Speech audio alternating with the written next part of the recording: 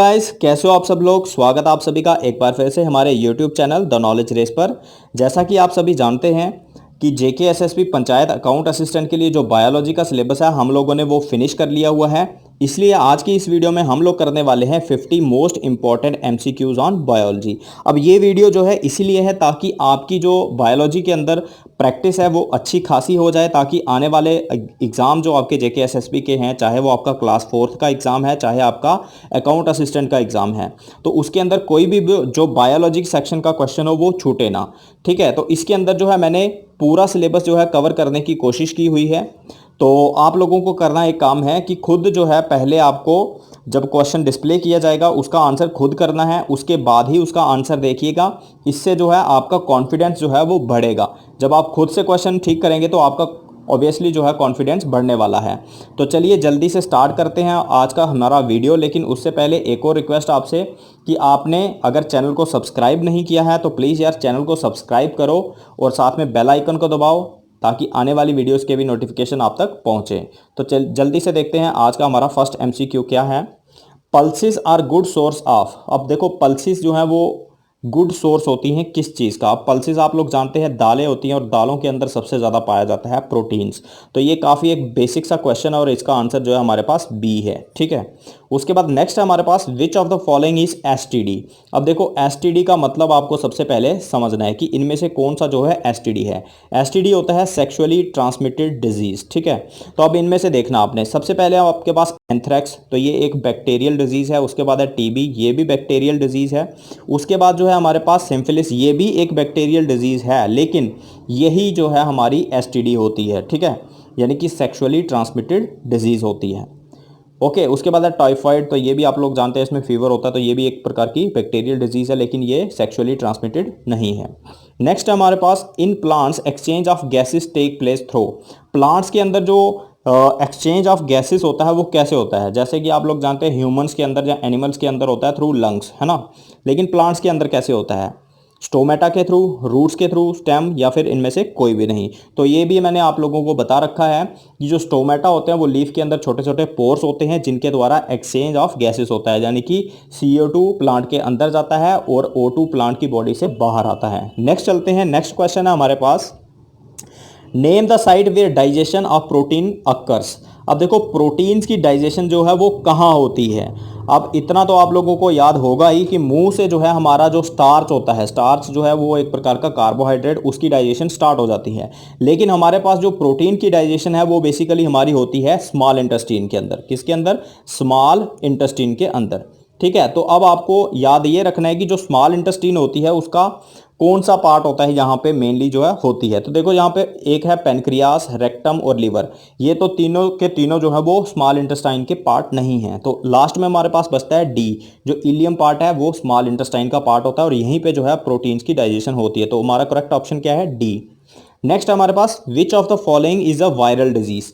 अब यहाँ पे 4 डिजीज हैं, इनमें से बताना कि वायरल डिजीज कौन सी है। तो डिप्थीरिया, ये भी आप लोग जानते होंगे कि ये एक बैक्टीरियल डिजीज है। उसके बाद फिलेरियासिस है, तो ये इसको हम लोग एक एलिफेंटियासिस भी कहते हैं, जो वॉचेरिया वॉनक्राफ्टी नाम का एक हेलमिंथ होता है, कीड़ा होता है एक प्रकार से, उससे होती है ये। ठीक है, उसके बाद लेप्रोसी, तो ये भी आप लोग जानते हैं बैक्टीरियल डिजीज है। और लास्ट में हमारे पास इन्फ्लुएंजा, डी जो हमारा करेक्ट ऑप्शन है, क्योंकि इन्फ्लुएंजा जो है वो हमारी एक वायरस से होती है।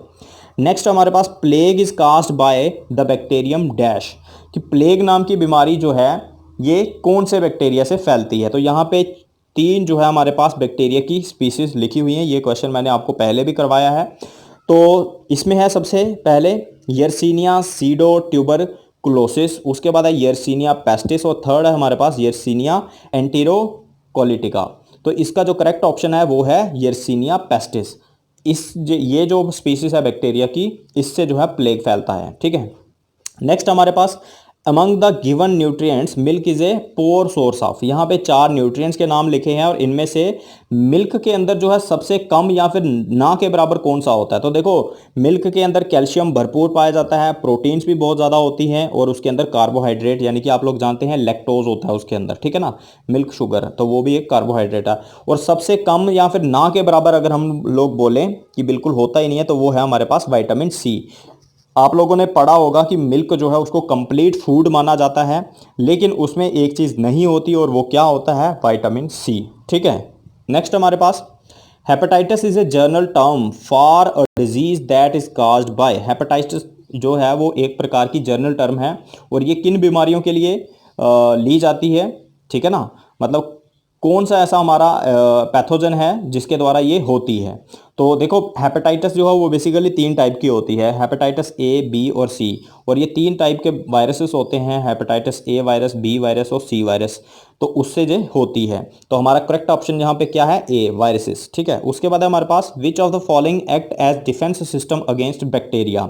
अगर हमारी बॉडी के अंदर कोई बैक्टीरिया चला जाता है तो हमारी बॉडी का कौन सा जो पार्ट है या कौन से सेल्स हैं जो as a defence system act करते हैं। तो ये भी आप लोग जानते हैं, बेसिक सा क्वेश्चन है।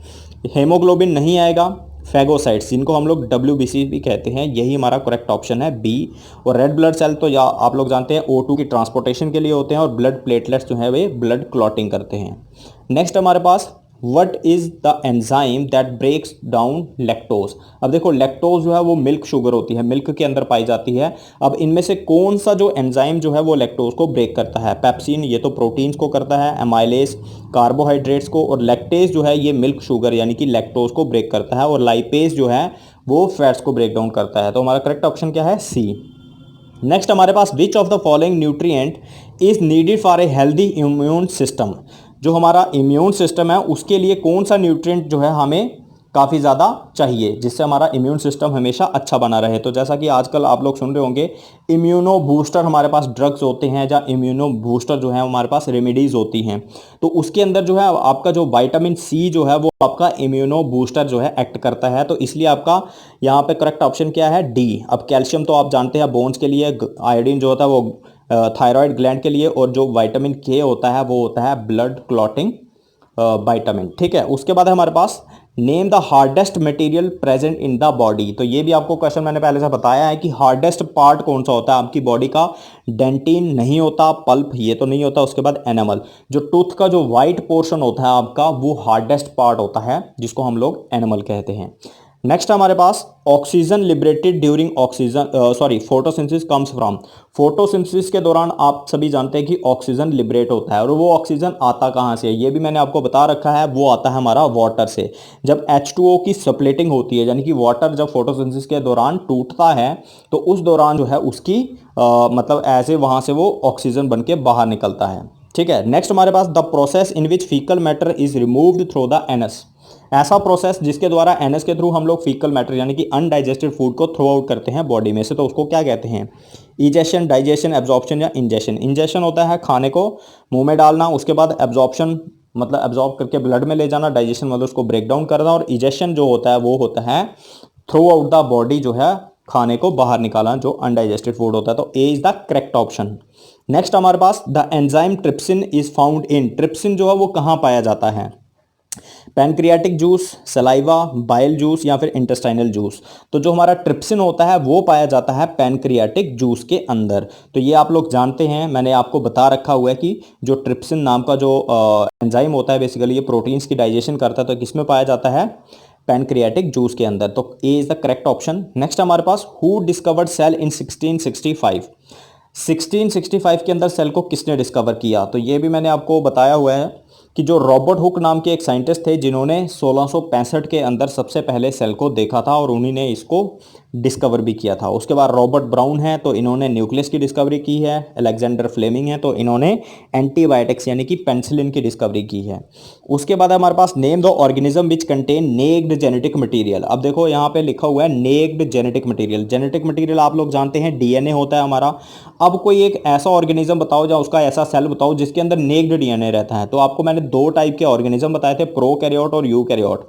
यूकैरियोट ऐसे होते हैं जिनका जो जेनेटिक मटेरियल होता है वो न्यूक्लियर एनवेलप से एनक्लोज्ड रहता है, यानी कि वो कवर्ड रहता है पूरा। लेकिन प्रोकैरियोट्स ऐसे होते हैं जिनका जेनेटिक मटेरियल साइटोप्लाज्म में ओपनली पड़ा रहता है। तो इसका करेक्ट ऑप्शन क्या है हमारे पास, बी। अब ये जो फंजाई या फिर एनिमल हैं ये एक प्रकार के हमारे यूकैरियोट्स हैं। नेक्स्ट हमारे पास name the waste product secreted by animals. Animals के द्वारा जो वेस्ट प्रोडक्ट प्रोड्यूस किया जाता है वो कौन सा है, यानी कि अब सीधी सी बात है, जो शरीर में से बाहर चीज़ें निकल रही हैं वो वेस्ट है। तो सबसे पहले हमारे पास यहाँ पे क्या निकलता है, कार्बन डाइऑक्साइड, ठीक है। उसके बाद जो है ऑक्सीजन और वाटर वेपर्स, तो ये तो नहीं है। उसके बाद हमारा करेक्ट ऑप्शन है इसमें ए, ठीक है, CO2। नेक्स्ट हमारे पास the longest fibre on the cell body of neuron is called. अब न्यूरॉन यानी कि जिसको नर्व सेल कहते हैं, जो ब्रेन्स के अंदर होते हैं हमारे, उसके अंदर जो है लॉन्गेस्ट फाइबर जो होता है, यानी कि उसकी जो सेल बॉडी का फाइबर होता है, उसको क्या कहते हैं। तो देखो, जो न्यूरॉन का स्ट्रक्चर होता है वो कुछ इस प्रकार से होता है। ये होती है उसकी सेल बॉडी और नीचे जाके जो होती है नर्व एंडिंग्स होती हैं, ठीक है। अब ये होता है उसका, ये होता है इसका सेल बॉडी जो होती है। उसके बाद जो है देखो, ये होता है हमारा डेंड्राइट, ठीक है। उसके बाद जो है ये होता है एक्सॉन, ठीक। उसके बाद होती हैं ये एंडिंग्स, नर्व एंडिंग्स जिनको हम लोग बोलते हैं। तो अभी यहाँ पे पूछा है लॉन्गेस्ट पार्ट, तो लॉन्गेस्ट पार्ट कौन सा होता है, एक्सॉन, ये वाला, ठीक है। क्योंकि इसी से जो है हमारे न्यूरॉन की एक लेंथ बनती है। क्योंकि आप लोग जानते भी होंगे कि जो सबसे लंबा सेल होता है ह्यूमन बॉडी के अंदर वो होता है नर्व सेल, और उसकी जो लंबाई होती है बेसिकली वो किसकी वजह से होती है, एक्सॉन की वजह से, ठीक है। तो सी जो है इसका करेक्ट ऑप्शन आएगा।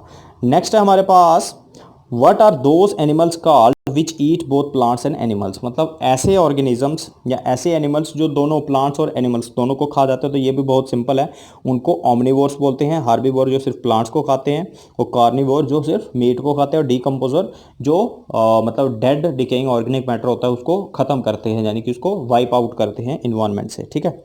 उसके बाद है, for photosynthesis green plants require. Photosynthesis के लिए ग्रीन प्लांट्स को क्या क्या चाहिए, पहला chlorophyll, light, carbon dioxide, water, या फिर ऑल ऑफ द अबव। तो देखो, इसके लिए सारी चीज़ें चाहिए, क्लोरोफिल भी होना चाहिए, लाइट भी होनी चाहिए, और वाटर और CO2 भी होना चाहिए। तो इसका मतलब D is the correct option. Next हमारे पास, which of the following disease are caused due to virus. इनमें से कौन सी डिजीज जो है वो वायरस की वजह से होती है। इबोला, ये भी एक वायरल डिजीज़ है। एड्स, ये भी वायरल डिजीज़ है। और सार्स, ये भी एक वायरल डिजीज़ है। तो इसका मतलब करेक्ट ऑप्शन क्या है, D, all of the above. Next देखते हैं हम लोग, विच of the following organism have parasitic mode of nutrition. इनमें से कौन सा ऐसा ऑर्गेनिज्म है जिसके अंदर पैरासिटिक मोड ऑफ न्यूट्रिशन होता है। तो सबसे पहले आपको यही पता होना चाहिए कि पैरासिटिक मोड ऑफ न्यूट्रिशन क्या होता है। तो पैरासिटिक मोड ऑफ न्यूट्रिशन में एक ऑर्गेनिज्म जो है दूसरी ऑर्गेनिज्म के बॉडी के अंदर या फिर उसके ऊपर रहता है, और वहीं से अपना न्यूट्रिशन वगैरह लेता रहता है, और उसको साथ में धीरे धीरे हार्म भी करता है। तो ऐसा काम कौन करता है हमारे पास, मशरूम, तो ये तो एक सेप्रोट्रॉफ है। अमीबा और पैरट जो है ये होलोजोइक न्यूट्रिशन शो करते हैं। तो प्लाज्मोडियम जो है ये बेसिकली एक प्रकार का प्रोटोजोन होता है, और ये ह्यूमन बॉडी के अंदर रहता है, और ये मलेरिया कॉज करता है, ठीक है। तो ये जो है बेसिकली शो करता है एक parasitic mode of nutrition. Next चलते हैं, हमारे पास आता है, which of the following in biology is the energy currency of the cell. ठीक है, अब सेल्स की जो एनर्जी करेंसी, यानी कि बेसिकली सेल की जो एनर्जी जो है बेसिकली कहाँ से आती है, यानी कि पूरी अगर ह्यूमन बॉडी को अगर बात करें कि जो एनर्जी मिलती है वो कहाँ से मिलती है। ऐसे तो हम लोग बोलते हैं कि खाने से। अब खाना जो है वो फर्दर ब्रेक डाउन होता है, सेल तक पहुंचता है, फिर उसकी फर्दर ब्रेक डाउन होती है, तो लास्ट में हमारे पास एक चीज़ निकलती है जिसको हम लोग बोलते हैं ATP। क्या बोलते हैं, ATP। अब ATP क्या होता है, एडिनोसिन ट्राईफॉस्फेट बोलते हैं इसको। क्या बोलते हैं, एडिनोसिन ट्राईफॉस्फेट। जब इसकी ब्रेक डाउन होती है, इसके अंदर बॉन्ड्स होते हैं कुछ, वो ब्रेक करते हैं, तो वहाँ से एनर्जी लिबरेट होती है। ठीक है, तो इसका करेक्ट ऑप्शन है हमारे पास C। अब BCG ये एक वैक्सीन है। अब DTD जो है ये एक केमिकल है। उसके बाद ADP जो है इसको बोलते हैं हम लोग एडिनोसिन डाइफॉस्फेट, यानी कि ATP की जब ब्रेकडाउन होती है तो हमारे पास ADP बनता है। तो हमारा करेक्ट ऑप्शन यहाँ पे क्या है, एनर्जी करेंसी क्या है, ATP। नेक्स्ट है हमारे पास the major waste produced by human body. अब ये क्वेश्चन एक बार पहले भी हो गया है, लेकिन यहाँ पे ऑप्शंस में थोड़ा चेंज है। फर्स्ट है कार्बन डाइऑक्साइड, दूसरा है यूरिया, उसके बाद है बोथ A एंड B, उसके बाद है सिर्फ B। तो देखो ये हमारे अंदर जो है कार्बन डाइऑक्साइड भी एक वेस्ट है, और यूरिया जिसको हम लोग थ्रू यूरिन पास आउट करते हैं। तो ये दोनों के दोनों जो है हमारी बॉडी से निकलने वाले वेस्ट हैं। तो इसलिए इसका करेक्ट ऑप्शन क्या होगा, C। नेक्स्ट हमारे पास who is considered as the father of medicine. तो ये क्वेश्चन भी आपको मैंने बोला हुआ है कि फादर ऑफ मेडिसिन किसको बोला जाता है। तो लुईस पास्चर ये तो नहीं है। उसके बाद हिपोक्रेट्स, तो हिपोक्रेट्स जो है वो फादर ऑफ मेडिसिन हैं। ठीक है, नेक्स्ट हमारे पास what is the unit of nervous system. Nervous system का एक छोटा यूनिट जो है वो क्या होता है, यानी कि बेसिकली वो बनता किस चीज़ से है।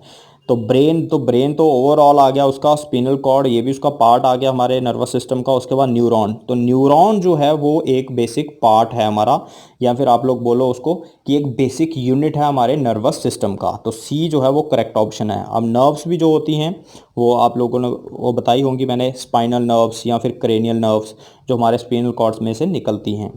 नेक्स्ट है हमारे पास name an enzyme that digest fats. अब फैट को कौन सा एंजाइम जो है वो डाइजेशन में हेल्प करता है, तो उसके लिए भी मैंने आपको बता रखा है काफ़ी बार, लाइपेसिस। उसके बाद है हमारे पास plant traps insect because it. अब देखो एक प्लांट होता है, आप लोगों को मैंने बताया था अपनी वीडियोस के अंदर, जिनको हम लोग पिक्चर प्लांट कहते हैं या फिर वीनस फ्लाई ट्रैप होते हैं। वो क्या करते हैं, इंसेक्ट्स को ट्रैप करते हैं। क्यों करते हैं, तो यही यहाँ पे आप लोगों ने आंसर करना है। सबसे पहले कि वो हेट्रोट्रॉफ होते हैं, तो ये तो बात बिल्कुल सही है कि हेट्रोट्रॉफ ही होते हैं वो। दूसरा है grows in soil which lack in nitrogen. उसके बाद है डज नॉट हैव क्लोरोफिल। उसके बाद है has a digestive system like human beings. तो डी जो है ये तो बिल्कुल भी हमारे पास नहीं होने वाला है। उसके बाद ए हो सकता है, उसके बाद बी हो सकता है, उसके बाद सी भी हो सकता है। देखो उनके पास ना तो क्लोरोफिल होता है, ठीक है, सॉरी क्लोरोफिल उनके पास होता है, लेकिन जैसे बीनस फ्लाई ट्रैप है उनके पास क्लोरोफिल होता है, अगर उनका स्ट्रक्चर आप लोग देखेंगे। तो इसके अंदर जो है हमारे पास दो ही बन रहे हैं, ए और बी। तो इसमें से भी जो करेक्ट ऑप्शन आपका बनेगा वो आएगा आपका B, grows in soil which lack in nitrogen. मतलब ये जो हमारे पास इंसेक्टिवोरस प्लांट्स होते हैं ये ऐसी सॉइल के अंदर ग्रो करते हैं यहाँ पे नाइट्रोजन जो है बिल्कुल भी नहीं होता। तो इसीलिए ये क्या करते हैं, इनकी बॉडी के अंदर एक ऐसा मतलब मॉडिफिकेशन आ जाता है जिससे ये इंसेक्ट्स को ट्रैप करेंगे, और एनिमल्स के अंदर जो है काफ़ी मात्रा में जो है नाइट्रोजन पाया जाता है, तो उसको जो है डाइजेस्ट करके ये अपनी नाइट्रोजन की जो रिक्वायरमेंट है उसको पूरा करते हैं। तो अब ये हेट्रोट्रॉप्स तो होते ही है, लेकिन इसका जो बिल्कुल अगर 100% करेक्ट ऑप्शन बोलें तो हमारे पास बी है, ठीक है। तो ये ऐसी सॉइल के अंदर ग्रो करते हैं यहाँ पे नाइट्रोजन बिल्कुल कम होता है। नेक्स्ट है हमारे पास द पैथोजन ऑफ मलेरिया। अब मलेरिया जो है वो किस ऑर्गेनिज्म की वजह से होती है, ठीक है, तो ये भी आपको मैंने पीछे बता दिया कि प्लाज्मोडियम होता है जो एक प्रोटोजोन है जिसकी वजह से मलेरिया फैलता है। नेक्स्ट क्वेश्चन है हमारे पास, name the pigment which is responsible for absorption of light in plants. मतलब जो प्लांट्स के अंदर एब्जॉर्प्शन ऑफ लाइट होती है वो कौन सी पिगमेंट के द्वारा होता है, तो वो आप सभी जानते हैं कि प्लांट्स फोटोसिंथेसिस करते हैं, और वो किसकी वजह से होती है, क्लोरोफिल की वजह से, ठीक है। स्टोमेटा जो है ये पोर्स होते हैं, जाइलम जो है वो वाटर को कंडक्ट करता है, और फ्लोएम जो है वो फूड को कंडक्ट करता है। नेक्स्ट हमारे पास name a disease causes due to deficiency of iodine. तो आयोडीन की वजह से होने वाली डिजीज कौन सी है, तो ये आप सभी लोग जानते हैं, गॉइटर जो होती है वो किसकी वजह से होती है, आयोडीन की कमी से। In human beings the process of digestion of food begins in. Humans के अंदर जो डाइजेशन की प्रक्रिया है वो किस में स्टार्ट होती है, तो सबसे पहले माउथ के अंदर स्टार्ट होती है, तो सी जो है हमारा करेक्ट ऑप्शन आएगा इसमें। नेक्स्ट हमारे पास the vitamin necessary for coagulation of blood. तो ये बहुत अच्छा क्वेश्चन है कि जो ब्लड की कोगुलेशन के लिए जो विटामिन चाहिए वो कौन सा होता है, तो बी जो है ये नहीं है, सी भी नहीं है, उसके बाद ई भी नहीं है, तो जो है हमारे पास करेक्ट ऑप्शन के है। विटामिन के जो है वो ब्लड कोगुलेशन के लिए हेल्प करता है। नेक्स्ट है हमारे पास fungi are plants that lack. Fungi ऐसे प्लांट है जिसके अंदर ऑक्सीजन नहीं होता, कार्बन डाइऑक्साइड, क्लोरोफिल या फिर नन ऑफ दीज। तो ये फंजाई ऐसे प्लांट्स की तरह दिखने वाले ऑर्गेनिज्म होते हैं जिनके अंदर क्लोरोफिल नहीं होता, इसीलिए फंजाई कैसे होते हैं, हेटेरोट्रॉफिक मोड ऑफ न्यूट्रिशन को शो करते हैं। नेक्स्ट हमारे पास which one of the following system of body is primarily attacked by the HIV virus, ठीक है ना। अब आप लोगों ने HIV के बारे में सुना हुआ कि एड्स होती है जिससे, उसके अंदर जो है HIV किस सिस्टम को अटैक करता है सबसे पहले, तो कार्डियोवैस्कुलर हो गया हमारा, ब्लड या फिर हार्ट के रिलेटेड। इम्यून सिस्टम, तो करेक्ट ऑप्शन यही है कि सबसे पहले हमारे इम्यून सिस्टम के ऊपर अटैक करता है, जिससे आदमी का इम्यून सिस्टम धीरे धीरे वीक हो जाता है और वो बीमार पड़ने लगता है। फिर रेस्पिरेटरी भी नहीं है और रिप्रोडक्टिव भी नहीं है, करेक्ट ऑप्शन बी है। नेक्स्ट है which of the following blood group is considered as universal donor. तो सबसे ज़्यादा यानी कि जो पोटेंशियल रहता है कौन से ब्लड ग्रुप के अंदर है कि वो सभी को ब्लड अपना दे सकता है, तो वो है हमारे पास ब्लड ग्रुप ओ, ठीक है। इसी को हम लोग कहते हैं यूनिवर्सल डोनर, और जो ए बी होता है ये होता है यूनिवर्सल रिसिपिएंट, किसी से भी ले सकता है। How many bones comprises the human skeleton, adult human skeleton, कि जो एक ह्यूमन स्केल्टन है उसके अंदर टोटल नंबर ऑफ बोन्स कितनी है, तो ये भी आप सभी जानते हैं 206 होती है, और चिल्ड्रन के अंदर 300 होती हैं, ठीक है ना। नेक्स्ट हमारे पास what is the weight of human heart, तो जो अप्रॉक्सीमेट वेट होता है एक ह्यूमन हार्ट का वो होता है अबाउट 300 ग्राम्स।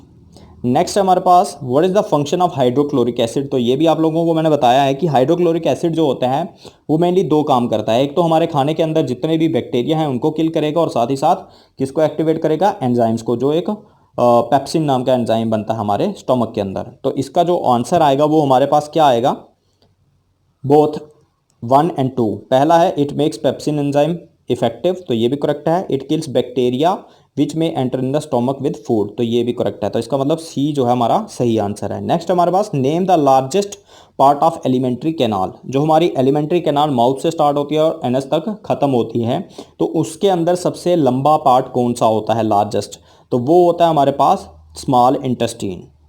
नेक्स्ट हमारे पास which of the following has the highest calorific value, highest calorific value का मतलब हो गया कि इनमें से कौन सा खाना जो है सबसे ज़्यादा एनर्जी प्रोड्यूस करेगा। तो देखो कार्बोहाइड्रेट्स और फैट्स ये जो है सबसे ज़्यादा प्रोड्यूस करते हैं, लेकिन अगर इन दोनों में से भी देखें तो फैट्स जो है सबसे ज़्यादा प्रोड्यूस करते हैं। फैट जो है वो अबाउट 9 किलो कैलोरी पर मोल जो है वो एनर्जी प्रोड्यूस करते हैं, और जो कार्बोहाइड्रेट्स होते हैं वो करते हैं 4.1। तो करेक्ट ऑप्शन हमारे पास क्या है, बी, यानी कि फैट्स जो है उनकी कैलोरीफिक वैल्यू जो है सबसे ज़्यादा हाई होती है। Which of the following is an airborne disease, अब इनमें से आपने बताना है कि एयरबॉर्न डिजीज कौन सी है, यानी कि जो ड्रॉपलेट इन्फेक्शन से हो जाती है। तो यहाँ पे देखो सबसे पहले हमारे पास मीजल्स है, टाइफॉइड है, मलेरिया है, या फिर लास्ट है नन ऑफ द अबव। तो मलेरिया जो है वो प्लाज्मोडियम से होता है, मच्छर के काटने से फैलता है। इसी तरीके से जो है टाइफॉइड है ये भी फ्लाइज वगैरह या कंटामिनेटेड फूड से होता है। उसके बाद है मीजल्स, तो मीजल्स जो है वो एक वायरल डिजीज़ है, और viral disease most of the viral disease हैं वो कैसे होती हैं, एयरबॉर्न होती हैं। जैसे आपका कोरोना जो है उसको भी WHO ने बता दिया है कि वो भी एक एयरबॉर्न डिजीज़ है, ड्रॉपलेट इन्फेक्शन से फैलती है। नेक्स्ट हमारे पास ग्रेवयार्ड ऑफ RBC, अब देखो RBC जो होते हैं हमारे रेड ब्लड सेल्स, उनका ग्रेवयार्ड क्या होता है, यानी कि इनकी सिंथेसिस होती है सबसे पहले बोन मैरो के अंदर, और ये ख़त्म कहाँ होते हैं, स्प्लीन के अंदर। ठीक है, स्प्लीन हमारी बॉडी का एक ऑर्गन है, यहाँ पे जाके RBC जो है वो इनकी डिस्ट्रक्शन होती है। नेक्स्ट है हमारे पास डेंटल फॉर्मूला ऑफ मैन, तो ये भी काफ़ी बार क्वेश्चन मैंने आपको बताया हुआ है। तो इसका जो है हमारे पास करेक्ट ऑप्शन है सी। दो जो है हमारे पास क्या होते हैं, इंसीजर्स होते हैं, एक जो है वो कैनाइन होता है, फिर दो प्री मोलर्स होते हैं, फिर मोलर्स होते हैं। तो ये जो है एक क्वाड्रेंट हो गया। इसी प्रकार से हमारे पास 4 क्वाड्रेंट्स होते हैं, तो अगर इसको आप मल्टीप्लाई करेंगे 4 के साथ तो टोटल हो जाएंगे 32 टीथ। तो नेक्स्ट क्वेश्चन हमारे पास the finger like outgrowth of small intestine helps in, और फिंगर लाइक आउटग्रोथ होती है हमारी स्मॉल इंटेस्टीन में, जिनको हम लोग विलाई बोलते हैं। तो उनका फंक्शन क्या है, तो उनका फंक्शन होता है बेसिकली सरफेस एरिया को बढ़ाना और खाने को एब्जॉर्ब करना, digest the fatty food substances, make the food soluble, absorb the digested food, या एब्जॉर्ब द अनडाइजेस्टेड फूड। तो इसका करेक्ट ऑप्शन क्या है, सामने दिख रहा है, एब्जॉर्ब करना जो डाइजेस्टेड खाना है, यानी कि सी जो है हमारा सही आंसर है। नेक्स्ट हमारे पास which organ of the body produces the fluid known as bile, अब बाइल जो है हमारी बॉडी का कौन सा हिस्सा प्रोड्यूस करता है, तो ये भी आप लोगों को पता होना चाहिए। लिवर जो होता है वो प्रोड्यूस करता है, और फिर उसको स्टोर करता है गॉल ब्लैडर नाम का एक ऑर्गन है जो लिवर के अंदर पाया जाता है। ठीक है, एक थैली की तरह एक स्ट्रक्चर होता है, bag like structure, gall bladder, और जब इसकी ज़रूरत पड़ती है बाइल की तो वहाँ से गॉल ब्लैडर में से ये निकल के बाहर आता है। उसके बाद जो है नेक्स्ट है, अब देखो यहाँ पे एक बार फिर से देख लो, गॉल ब्लैडर भी लिखा हुआ है। गॉल ब्लैडर में जो है स्टोरेज होती है, लेकिन बनाता कौन है, लिवर। ठीक है, तो हमारा करेक्ट ऑप्शन ए है इसका। The disease chikungunya is transmitted by, अब चिकुनगुनिया जो है वो एक वायरल डिजीज है, अब उसको ट्रांसमिट कौन करता है, तो ये भी आपको मैंने बता रखा है पहले का, एडीज मॉस्किटो होता है। हमारे पास मॉस्किटो की अलग अलग स्पीसीज हैं, तो एडीज मॉस्किटो जो है वो इसको फैलाता है। नेक्स्ट है the life span of RBC, RBC का जो लाइफ स्पैन है वो कितना है, तो ये भी आपको अपनी टिप्स के ऊपर रट लेना है, बहुत बार एग्जाम में पूछा जाता है, 120 दिन। तो C is the correct option. Next चलते हैं, who discovered blood groups, blood groups को डिस्कवर किसने किया था, तो वो किया था कार्ल लैंडस्टेनर ने। ठीक है, और हिपोक्रेट्स फादर ऑफ मेडिसिन हैं, और विलियम हार्वे, इन्होंने ब्लड सर्कुलेशन को डिस्कवर किया था कि ब्लड सर्कुलेशन कैसे कैसे होता है। नेक्स्ट हमारे पास normal pH of blood, blood की जो पीएच वैल्यू होती है वो कितनी होती है, यानी कि ब्लड एसिडिक होता है या बेसिक होता है, ये पता चलता है हमारी पीएच से। तो पीएच कितनी होती है, इसकी होती है 7.4, कितनी, 7.4। तो आप लोगों को ये याद रखना है कि पीएच ऑफ ब्लड 7.4 है, यानी कि इसका मतलब हो गया कि हमारा ब्लड जो है वो स्लाइटली बेसिक होता है, यानी कि अल्कलाइन होता है।